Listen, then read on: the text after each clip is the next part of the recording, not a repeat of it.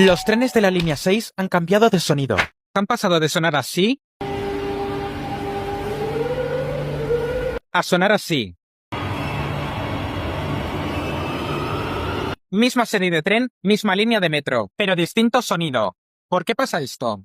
La diferencia está en la electrificación de la catenaria, que es esto de aquí arriba que canaliza la energía de los trenes. Este mapa indica las líneas por su electrificación. Según la línea, pueden estar a 600 o 1500 voltios, a excepción de los 750 del metro ligero.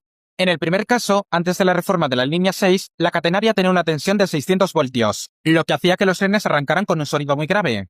Y en el segundo caso, ya reformada, estaba a 1500 voltios, por lo que a partir de ahora, los trenes arrancarán con un sonido más agudo. Por eso en otras líneas puedes ver otros trenes que a pesar de ser la misma serie, suenan de manera distinta.